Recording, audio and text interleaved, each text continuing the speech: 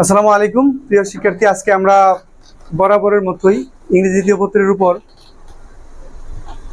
Completing সেন্টেন্সের উপর বিশেষ ক্লাস এবং আমাদের শর্ট সিলেবাসের আলোকে 2022 সাল থেকেই এবং 23 সালে যে প্রশ্নটা আসছে তোমাদের কমপ্লিটিং সেন্টেন্সের উপরে 10 মার্কের কোয়েশ্চেন আসছে এবং 2024 সালে যেটা গতকালকে পরীক্ষা গেল এইখানে তোমার 10 মার্কের একটা কোয়েশ্চেন আছে কমপ্লিটিং সেন্টেন্সের উপরে।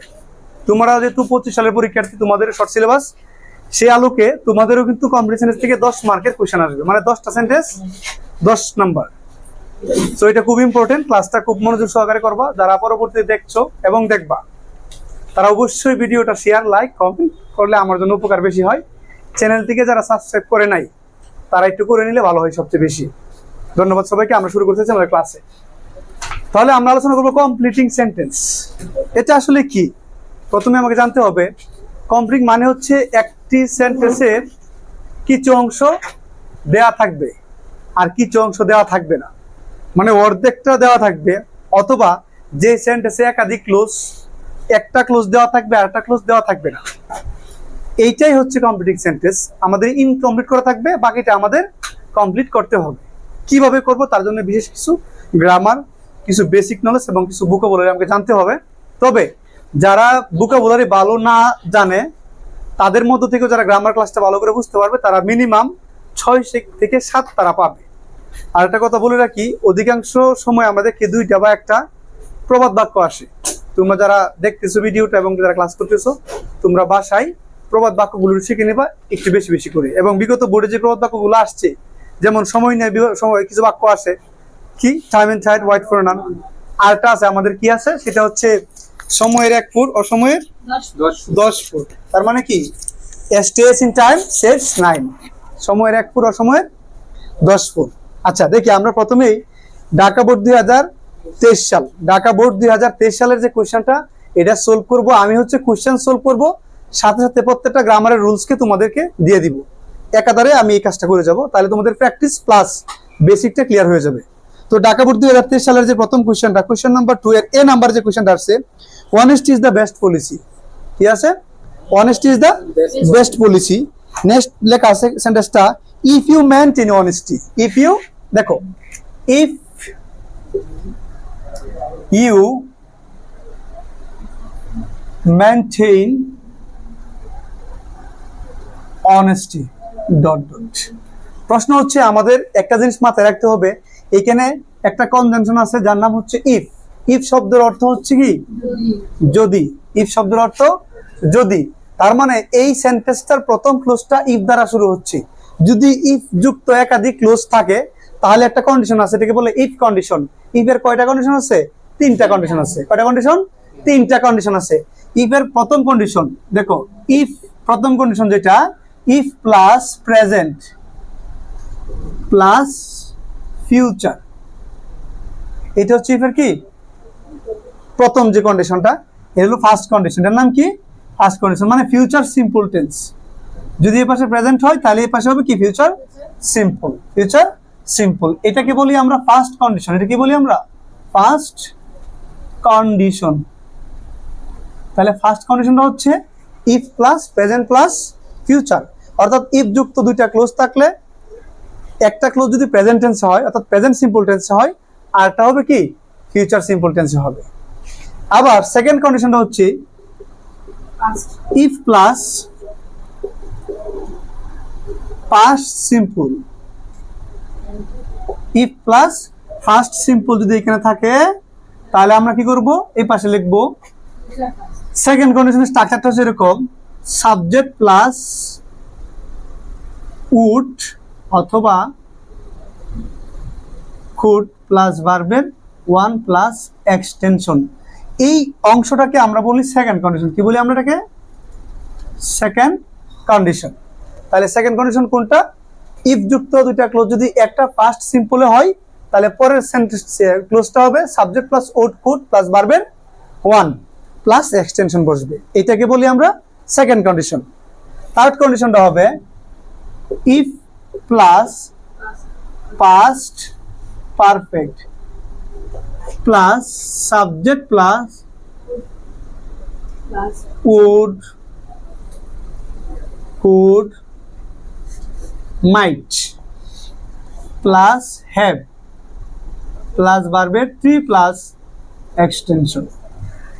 এই হচ্ছে ইফ এর তিনটা কন্ডিশন। কি কন্ডিশন? প্রথম কন্ডিশন হচ্ছে if plus present plus future simple. দ্বিতীয় কন্ডিশনটা হচ্ছে if plus first simple plus subject plus would অথবা কুড প্লাস ভার্বের 1 প্লাস এক্সটেনশন।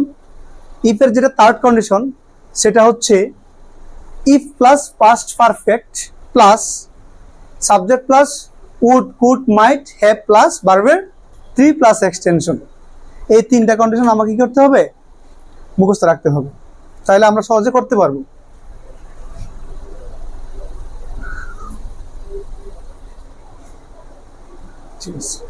ক্লিয়ার? একটু দ্রুত করবা। আচ্ছা, একটু আমার সাথে লিখে ফেলবো সবাই, যাতে লেটটা না হয়। এবার আমরা দেখবো এইখানে এই কোশ্চেনটাতে তাহলে একটা ক্লোজ এখানে দেওয়া আছে, আছে কি না? এই ক্লোজটা দেওয়া আছে। একটু সবাই বলো তো এটা কোন টেন্সে আছে? If you maintain honesty. এই মেইনটেইন হচ্ছে এখানে ভার্ব, এটা ভার্বের 1, তার মানে এটা হচ্ছে ফার্স্ট কন্ডিশনের সাথে মিল আছে। আর ফার্স্ট কন্ডিশনে প্রেজেন্ট দেওয়া আছে, কি হবে? ফিউচার। বলছে যদি ইফ ইউ মেইনটেইন অনেস্টি, যদি তুমি সততাকে কি করো? মেইনটেইন করো, মেনে চলো, তাহলে you will be success. You will be, এই যে ফিউচার সিম্পল দিলে কি হবে? সাবজেক্ট প্লাস শেল অথবা উইল, তাহলে সাবজেক্ট হবে কি এখানে? ইউ, তাই না? তারপরে শেল অথবা উইল ব্যবহার করতে হলে আমরা ইউর পরিবর্তে উইল, তারপরে ভার্বের 1 আমরা লিখবো বি সাকসেসফুল, তাই না? অথবা you will be successful, you will succeed in life, succeed in life, you will succeed in life. তুমি জীবনে কি করতে পারবে?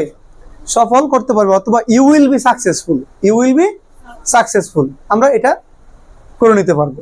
You will succeed in life অথবা ইউ উইল বি সাকসেসফুল। দেখো আমি এখানে বাকি দুইটা কন্ডিশন নিয়ে একটু আলোচনা করে দিচ্ছি একই সাথে। যেমন if you call me dot dot dot. প্রশ্ন হচ্ছে এইটা কোন টেন্সে আছে? আমরা ইফ যুক্ত ক্লোজটাকে দেখবো এটা কোন টেন্সে আছে। এটা ফার্স্ট সিম্পল টেন্সে আছে, তার মানে এটা হবে সেকেন্ড কন্ডিশনে, তাই না? কেমন হবে? সাবজেক্ট প্লাস উড কুড ভার্বের 1, তাহলে ইউ আছে এখানে, তাহলে কি হবে? ইফ ইউ কল মি, যে তুমি আমাকে ডাকো, যদি তুমি আমাকে ডাকতে আমি যেতাম, তাহলে আই হবে এখানে সাবজেক্ট, কি হবে? I would, I would, I would মনে করে গো, যদি তুমি আমাকে ডাকতে আমি যেতাম, তাহলে সাবজেক্ট প্লাস উড প্লাস ভার্বের 1 plus extension, I would go there, I would go there, তাই না? এরকম হবে। থার্ড কন্ডিশনেও আসতে পারে। এটা আরেকটা এক্সাম্পল আমি দিচ্ছি, যেটা সরাসরি বোর্ডে আসে। সেকেন্ড কন্ডিশন আরেকটা এক্সাম্পল দিয়ে যাচ্ছি, যেটা সরাসরি বোর্ডে আসে। সেটা হচ্ছে ধরো if I had the wings of a bird dot, তাহলে আমরা কি করবো এখানে? If I had the wings of A bird, যদি আমার পাখির মতো কি থাকতো? ডানা থাকতো। এটা কোন টেন্সে আছে বলতো? এটা কোন টেন্সে আছে? Past indefinite. এটা পাস্ট ইনডিফিনিট টেন্সে আছে। তোমরা অনেকেই ভাবতেছো এটা পাস্ট পারফেক্ট হেড আছে বলেই। মনে রাখবা হেড প্লাস ভার্বের 3 থাকলে পাস্ট পারফেক্ট হবে।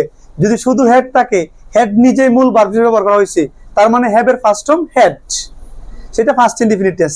এটাও সেকেন্ড কন্ডিশনে হবে, কি হবে? I would fly, I would fly in the sky লিখে দিতে পারো, I would fly in the sky অথবা I would fly.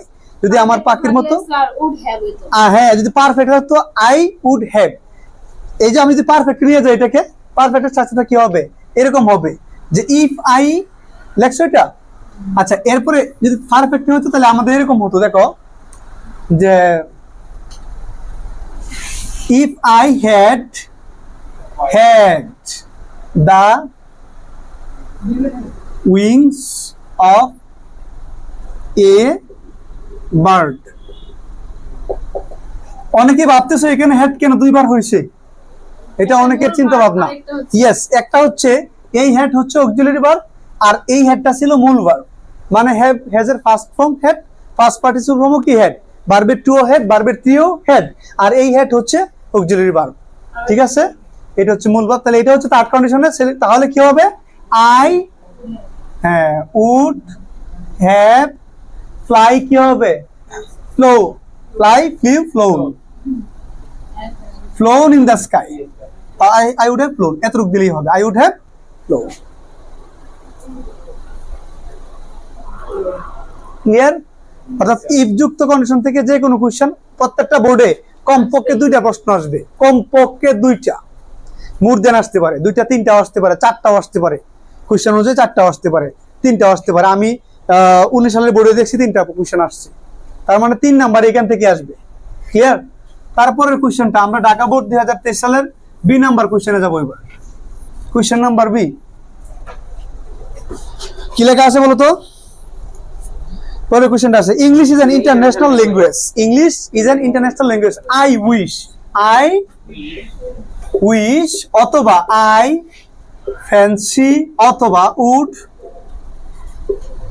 Would that. এই স্ট্রাকচারটা, এইটাকে বলে ইম্পসিবল উইশ।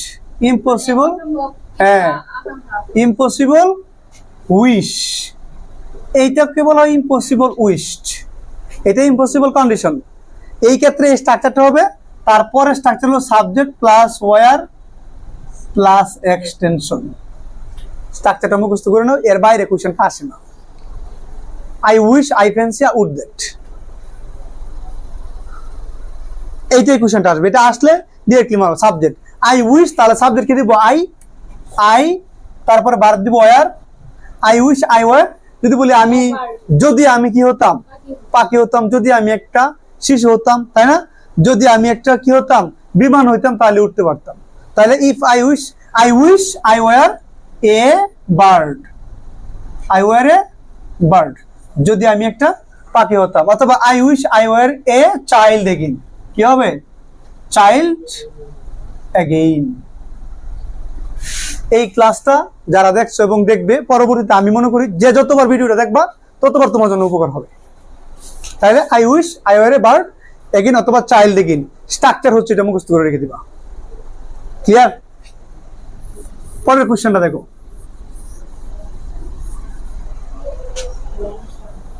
পরের কোশ্চেন কি লেখা আছে?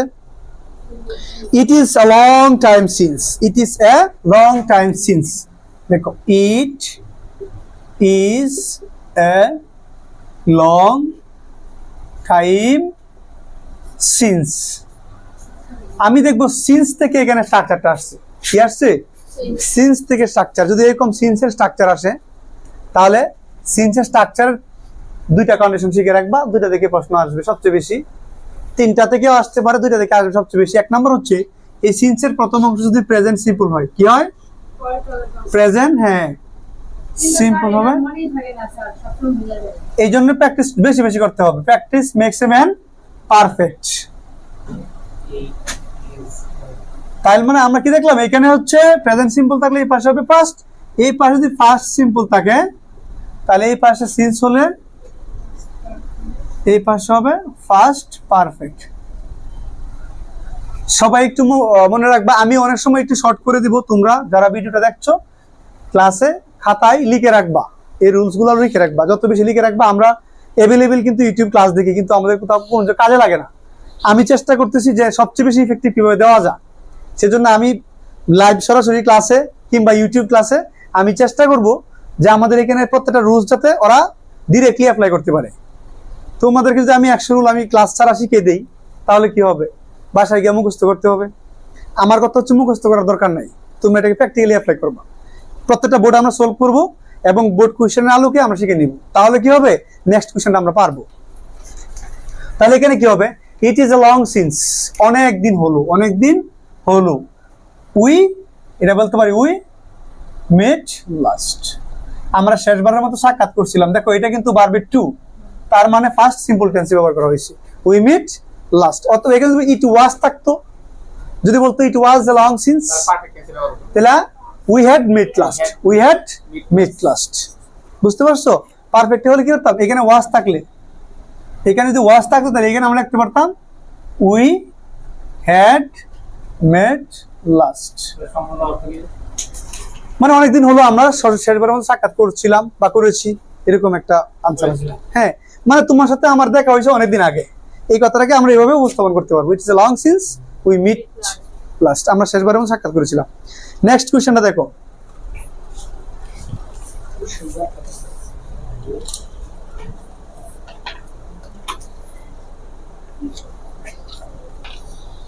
কি লিখছে? He talks too much while doing his work, যখন সে কাজ করে অনেক কথা বলে। I don't like people. I don't like people.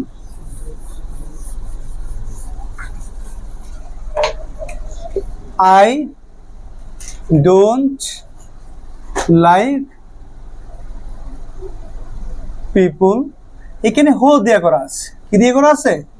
হো দিয়ে করা আছে। যদি আমরা কখনো কোনো সেন্টেন্সের ক্ষেত্রে হো অথবা হয় অথবা অয়ার পাবো, হয়ার এই শব্দগুলো পাই, তাহলে হো দ্বারা বুঝাবো মানে একজন ব্যক্তি, মানে ব্যক্তি,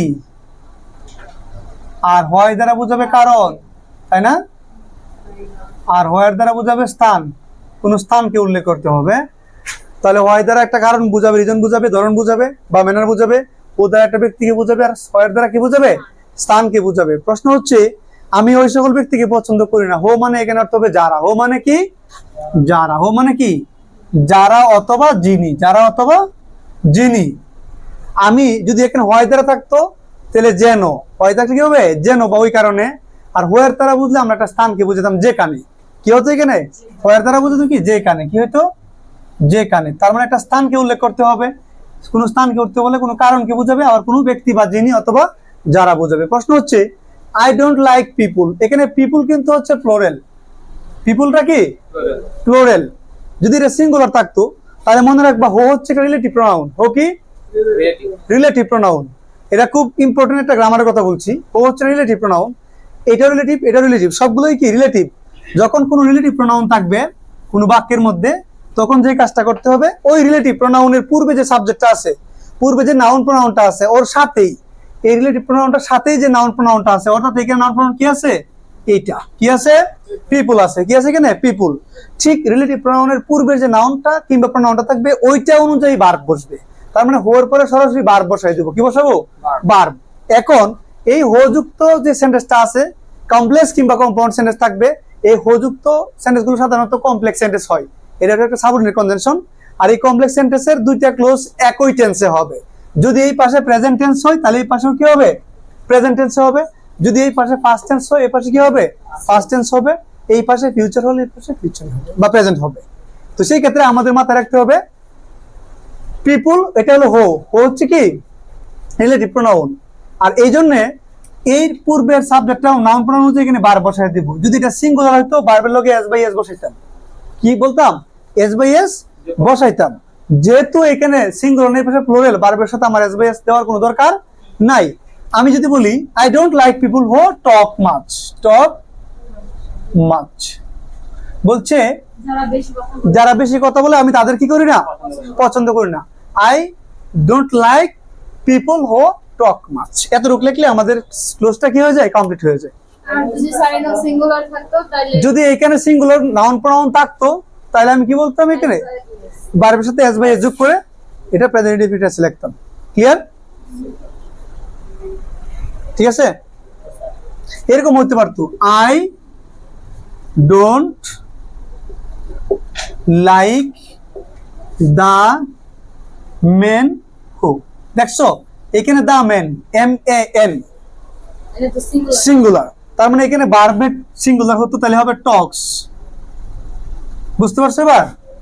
কি হতো? টক্স মাছ, টক্স মাছ, টক্স মাছ, এরকম হতো।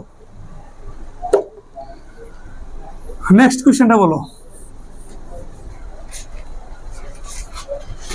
The beggar was very hungry. এটা তোমারটা? The beggar was very hungry.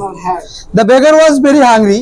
No sooner had he got a piece of loaf and on the road. No sooner had, এখানে যে স্ট্রাকচার আছে দেখো, no সোনার হেড ডট ডট দেন, তাই না? Had he got a ঠিক আছে কিনা? তারপরে হচ্ছে hardly head, hardly head dot dot when, কি হবে? When scarcely head dot dot when.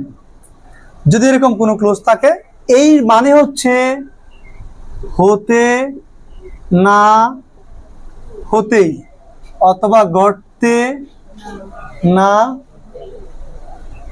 ঘটতেই, কোনো কিছু হতে না হতেই বা কোনো একটা কাজ ঘটতে না ঘটতেই, এর মানে কি হবে? কোনো কিছু হতে না হতেই, কোনো কাজ ঘটতে না ঘটতেই। এরকম হলে আমরা স্ট্রাকচারটা কি ধরনের হবে? সবাই একটু খেয়াল করে দেখো, এই যে এইখানে সাবজেক্ট প্লাস ভার্বের 3 হবে এটার ভিতরে। When head, hardly head, scarcely head, when, এইটা এইখানে এই যে এইগুলোর মাঝখানে কি হবে? সাবজেক্ট প্লাস ভার্বের 3, আর এরপরের যে ক্লোজটা হবে প্লাস সাবজেক্ট প্লাস ভার্বের 2, অর্থাৎ প্লাস এক্সটেনশন। এর মানে হচ্ছে পাস্ট সিম্পল টেন্স। কি? Past simple.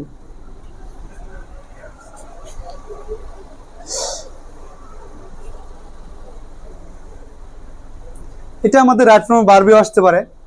মানে স্যার যেখানে গ্যাপটা থাকবে ওইখানে হ্যাঁ, নো সোনার had, hardly had, scarcely had, এরপরে সাবজেক্ট প্লাস ভার্বের 3 থাকবে এবং দেন উল্লেখ বা অথবা হয় উল্লেখ থাকবে। সাবজেক্ট প্লাস বিসি আমাদের বসাই দেব না? এটা দেওয়া আছে, এখানে প্রশ্ন দেওয়া আছে, তবে এটা হলো দ্বিতীয় ক্লোজ। এরপরে হয় বা দেনের পরে দ্বিতীয় ক্লোজটা আমাকে লিখতে হবে, আর দ্বিতীয় ক্লোজ থেকে স্ট্রাকচারটা হচ্ছে ফার্স্ট সিম্পল টেন্সে লিখবো, অর্থাৎ সাবজেক্ট প্লাস ভার্বের 2 প্লাস এক্সটেনশন লিখবো। সাবজেক্ট প্লাস ভার্ব 3 মানে প্রশ্নে দেওয়া থাকবে। এই দেওয়া থাকবে, হ্যাঁ হ্যাঁ, এখানে দেওয়া থাকবে।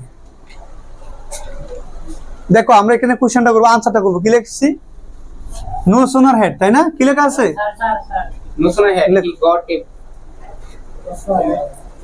দেখো কোশ্চেনটা হলো এরকম, piece of নো সোনার হেড স্যার আমি কি বলি sir? He got a got a piece of luck, a piece of luck, হ্যাঁ, স্যার একটু স্যার প্লিজ।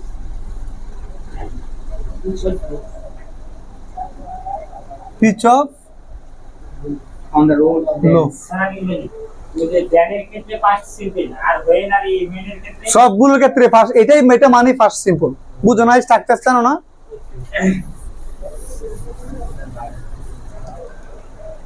দেন আছে না এখানে? দেন আমরা বলছিলাম দেনের পরে যে স্ট্রাকচারটা হবে ফার্স্ট সিম্পল হবে। যখন সে এক টুকরো কি বলো খাবার গুলো, তাহলে আমরা কি বলবো? হি, দেন হি এটাকে on the road আছে। এট, অন দ্য রোডটা লিখে নিবা, আমি দিয়ে শর্ট করে দিলাম আর কি। নো সোনার হি গট দা, এরপর ডট ডট দেন, তারপর হি এট ইট, সেটাকে কি করলো? খেয়ে নিল, সেটাকে খেয়ে নিল। ওকে, অর্থাৎ সে খুব ক্ষুধার্ত ছিল, যখন সে পাইলো তখন সে কি করলো? না সেটা পাইতে না পাইতেই খেয়ে ফেললো, এক কথায় সেটাকে পাইতে না পাইতেই কি করলো? খেয়ে ফেললো। তাহলে আনসারটা হবে এটা, হি দেন হি গট, হি এইট ইট, সেটাকে খেয়ে ফেললো। সি এইট ইট, এটাকে খেয়ে ফেললো। ভার্বের 2 ব্যবহার করছি ফার্স্ট সিম্পল টেন্স। তারপরে দেখো পরের কোশ্চেনটা কি আছে বলো তো?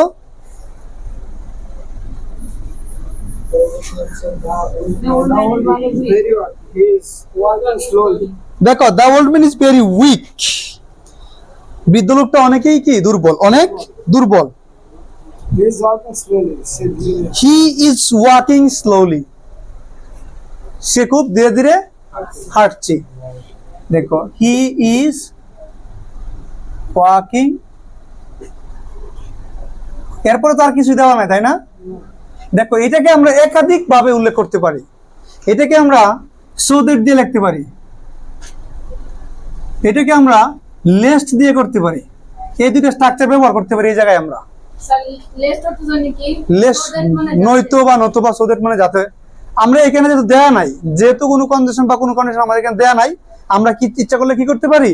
এটাকে দুইটা স্ট্রাকচার লিখতে পারি, সোদের দিয়েও লিখতে পারি অথবা লেস দিয়ে ব্যবহার করতে পারি। বলছি বৃদ্ধ লোকটা আস্তে আস্তে হাঁটছে, খুবই আস্তে আস্তে ধীরে ধীরে হাঁটছে, না হয় সে পড়ে যেতে পারে, ওটাকে লেস দিয়ে করতে পারি।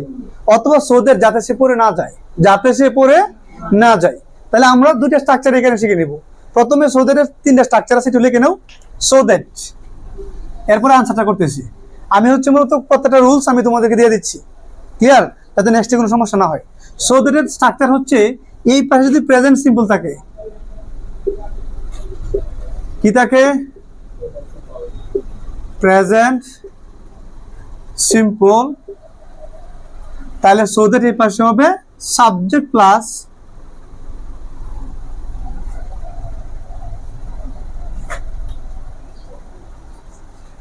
ক্যান প্লাস ভার্বের ওয়ান। এরপরে হচ্ছে এই পাশে যদি ফার্স্ট থাকে, ফার্স্ট সিম্পল থেকে plus so that. So that মানে হচ্ছে যাতে, plus subject plus code plus ভার্বের ওয়ান প্লাস এক্সটেনশন। এই পাশে যদি পাস্ট পারফেক্ট থাকে, plus so that plus subject plus could have plus ভার্বের থ্রি প্লাস এক্সটেনশন। এই তিনটা স্ট্রাকচারকে মুখস্থ করে রাখো।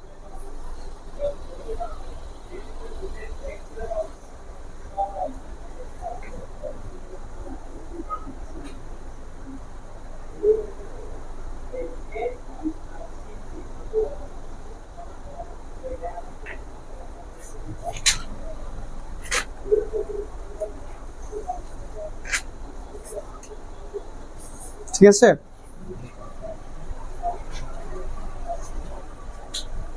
দেখো এই জায়গায় যদি আমরা লেস দিয়ে করি, এই জায়গায় সবচেয়ে সুন্দর স্ট্রাকচার হবে লেস্টের ব্যবহারটা দিলে। যদি আমরা লেস দিয়ে লিখি, দেখো এই সোদের স্ট্রাকচারটা নেক্সট একটা উদাহরণ আসলে আমরা করে দেখাই দিব। এরপর যদি আমরা লেস্ট দিয়ে করি, লেস্ট মানে নতুবা, নয়তো, পাচ্ছে, ভয়ে, একাধিক শব্দ আসতে পারে। নতুবা, নয়তো, পাচ্ছে, ভয়ে, একাধিক অর্থ দিতে পারে। হচ্ছে একটা কনভেনশন, যে কোনো ভাবে যে কোনো সময় যে কোনো অর্থ দিতে পারে, ওই মিনিং অনুযায়ী দিবে আর কি। আর লেস্টের স্ট্রাকচারটা হবে লেস্টের পরে, লেস্টের পর, এটা আমরা ফ্রেজ ওয়ার্ডে শিখছিলাম সম্ভবত, ফ্রেজ এন্ড ওয়ার্ডস ক্লাসে শিখছিলাম। Lest plus subject plus should, মনে আছে কারো? অর মাইট প্লাস ভার্বের ওয়ান প্লাস এক্সটেনশন। এই যদি লিস্ট দিয়ে করি তাহলে আমাদের একটা স্ট্রাকচার শিখলেই হচ্ছে, সেটা হচ্ছে lest plus subject plus should might plus ভার্বের ওয়ান প্লাস এক্সটেনশন। ভালো করে মাথায় রুলসগুলো ঢুকিয়ে রাখবা, কারণ এগুলোই তো পরীক্ষার মধ্যে বারবার আসছে। দেখছো?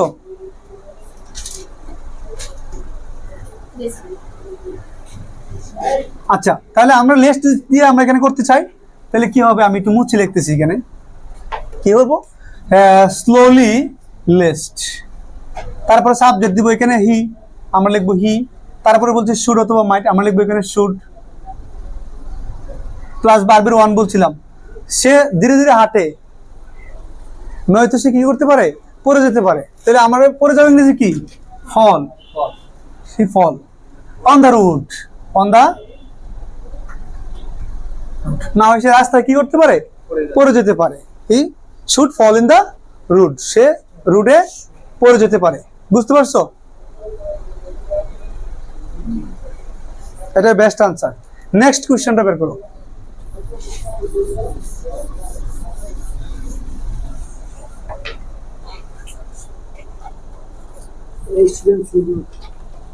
A student should not memorize any answer blindly. কোন ছাত্রের এই কোন প্রশ্নের উত্তর অন্ধভাবে মুখস্থ করা কিনা উচিত না। অন্ধভাবে মুখস্থ করা উচিত না। কেন উচিত না আমরা দেখি। If he memorizes the answer without knowing the meaning, তাহলে ইফ যুক্ত সেন্টেন্স আবার একটা পেজ, তাই না? কি লেখা আছে? ইফ হি মেমোরাইজেস, এই দেখো ভার্বের সাথে এস বাই এস, তার মানে ভার্বের ওয়ান, এটা কি ভার্বের ওয়ান পেয়ে গেলাম। ইফ যুক্ত প্রথম ক্লোজটা প্রেজেন্ট সিম্পল টেন্সে আছে। মেমোরাইজ দা, কি লেখা আছে বলো তো? The answer without The answer memory. I mean, answer without knowing the meaning. Knowing the meaning. যদি আমি বাকিটা লিখলাম না, তোমরা বুঝে নিতে হবে, কিছু কথা বুঝে নিতে হয়। তাহলে বাকিটা লিখলাম না, সেটা হচ্ছে ইফ হি মেমোরাইজেস দ্য আনসার, হ্যাঁ, উইদাউট নোয়িং দ্য মিনিং, অর্থাৎ অর্থ না বুঝে যদি কেউ কোনো আনসার মুখস্থ করে ফেলে, তাহলে সে পরীক্ষার মধ্যে কি হবে? আনসার করতে পারবে? আনসার করতে পারবে? তাহলে আমরা নেগেটিভ ক্লোজ লিখতে হবে। তাহলে ইফ যুক্ত ক্লোজ পরটা ফিউচার হবে। He will fail to answer correctly, অর্থাৎ এটা হবে আনসার, এটা হবে আমার পরবর্তী কোশ্চেন। যদি সে অর্থ না বুঝে মুখস্থ করে ফেলে, তাহলে he will fail to answer correctly He will fail in the exam now. হবে সে পরীক্ষায় ফেল করবে, তবে ওইটা থেকে সবচেয়ে ভালো হবে সে পরীক্ষায় আনসার দিতে ব্যর্থ হবে। প্রশ্নের মিনিংসটা না বুঝে হ্যাঁ। ওইটাই বলো। ওইটাই হবে, বুঝছো? ওরা চাইছে যদি সে অর্থ না বুঝে মুখস্থ করে, তাহলে সে ব্যর্থ হবে কি করতে? সঠিকভাবে আনসার করতে ব্যর্থ হবে, তাই তো? যদি তোমরাও গ্রামারটাকে শুধু গ্রামার পর অর্থ না বুঝো, তাহলে তোমাদের জন্য আনসারটা দিতে অনেক কঠিন হবে, বা অনেক ক্ষেত্রে অনেকে ব্যর্থ হয়ে যাবে। শুধু গ্রামার শিখলে যে তুমি সবকিছু পারবা এমনটা কিন্তু না। ইংরেজির জন্য তোমাকে অবশ্যই বেসিক ভোকাবুলারি তোমাকে জানতে হবে, যে একটা সেন্টেন্স পরীক্ষা আসছে এটা কিভাবে ট্রান্সলেট করতে হয়। ট্রান্সলেট ছাড়া তুমি তো বুঝবা না কোনটা কি স্ট্রাকচারে আসছে। স্ট্রাকচার থেকে বুঝবা, 6 থেকে 7টা কোশ্চেন তুমি পারবা যদি তুমি স্ট্রাকচারটাকে মুখস্থ করে যাও, কিন্তু তোমার কাজ হচ্ছে এটাকে বুঝে পড়া। নেক্সট কোশ্চেনটা দেখো। Corruption is the main hindrance to the development of our country. আমাদের দেশের উন্নয়নের প্রধান বাধা হচ্ছে কি? দুর্নীতি। প্রধান বাধা কি? দুর্নীতি। তো এরপরে কোশ্চেনটা বলছে ইট ইজ হাই টাইম, এটা একটা স্ট্রাকচার আছে। ইট ইজ হাই টাইম, আমরা ফ্রেজ ওয়ার্ডে শিখে আসছিলাম। এটা উপযুক্ত সময়। কে বলতে পারবা ইট ইজ হাই টাইমের স্ট্রাকচারটা কি? ইট ইজ হাই টাইম, এটাই যত উপযুক্ত সময় বা সর্বোচ্চ সময় এখনই, এটাকে প্রতিরোধ করা। এটি সাইটেমের পরে সাবজেক্ট প্লাস ভার্বের টু প্লাস এক্সটেনশন, অর্থাৎ এরকম একটা ক্লোজ বসবে, লিখে নাও। ইট ইজ সাইটেমের পরে subject plus B2 plus extension. এবার যারা পরীক্ষা দিছে ওদের ক্ষেত্রে অনেকে এটা পারেনি, কিন্তু স্যার এটা প্রায় আসে। এটা আসবে মনে করো, নিতে পারো 99.9%। যে পরীক্ষা দেয় তাহলে স্যার আমরা এটা আসে, এটা প্রত্যেকটা পরীক্ষায় মনে রাখবা। ইফ যুক্ত ক্লোজ থেকে সর্বনিম্ন 2টা সর্বোচ্চ 4টা পর্যন্ত আসতে পারে।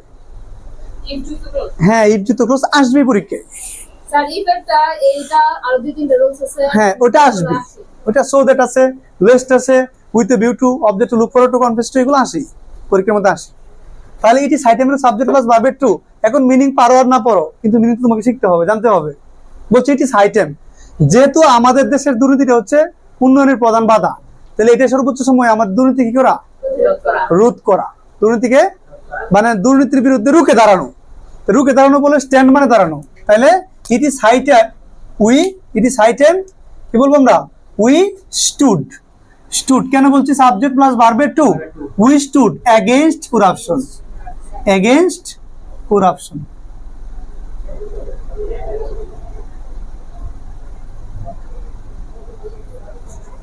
ইট is high time we stood against corruption. এটাই উপযুক্ত সময় আমাদের দুর্নীতির বিরুদ্ধে রুখে দাঁড়ানো।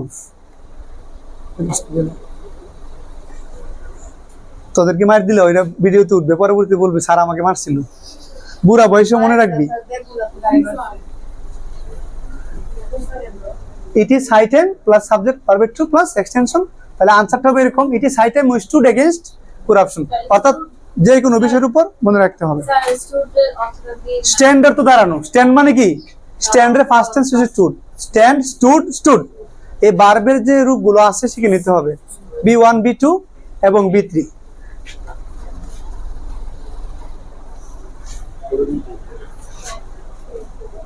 নেক্সট কোশ্চেনটা বলো কি আছে এটা না had I earned enough money একটা স্ট্রাকচার পেয়েছি দেখো ইফ এর তিনটা বলছিলাম না এই ঢাকা বোর্ড 2023 সালে তিনটা আসছে এটা কি আছে এই যে হেড আমি একটু ভালো করে লিখে রাখলাম হেড লাগা দেওয়া লাগবে না স্যার আমি আছি আল আমিন হেড হেড আই কি বলছে বলো তো earn earned had I earned enough money enough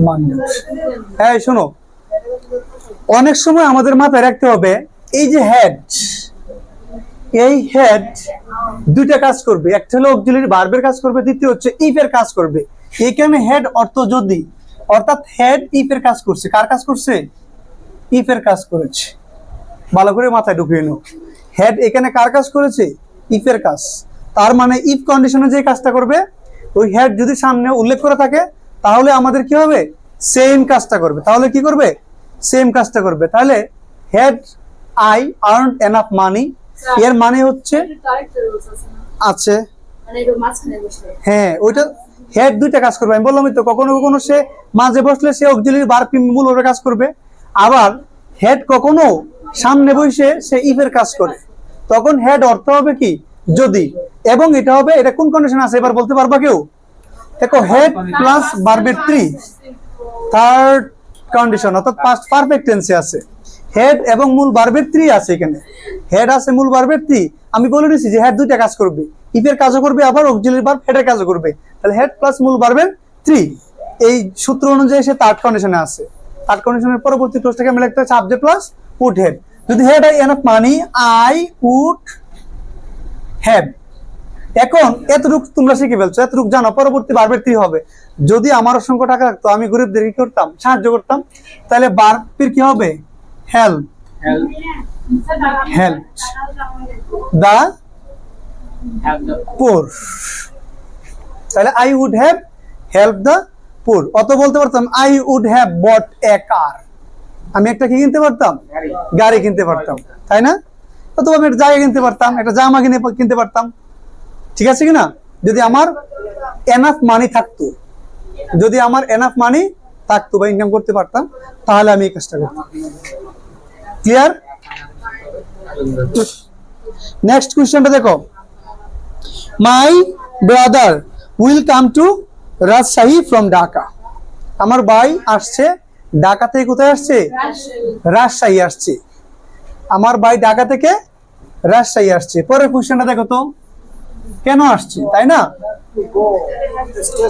বলো so I have to go to the station so আমি এখান থেকে লিখতে ফেললাম so I have to go to the station with a view two এই স্ট্রাকচারটা আমি এইটার উপরে কয়েকটা আলোচনা করে দিচ্ছি দেখো লুক ফরওয়ার্ড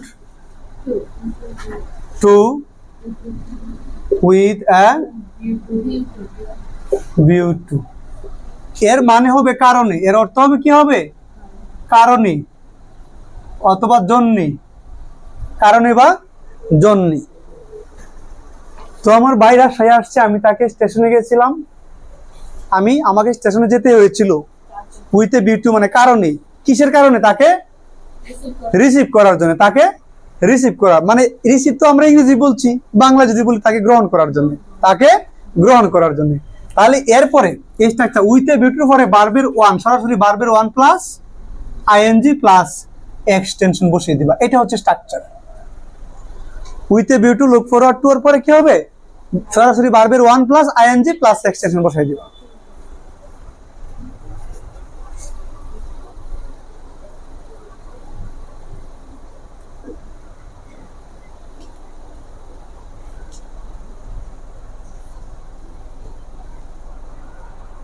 তাহলে কি হবে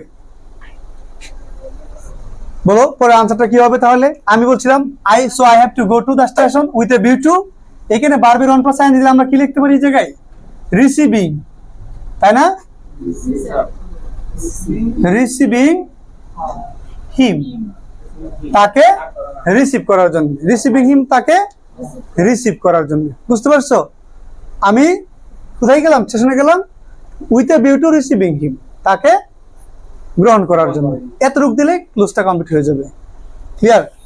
এখন কমপ্লিটিং সেন্টেন্সের ক্ষেত্রে একাধিক ক্লোজ দিয়ে তুমি কমপ্লিট করতে পারবা।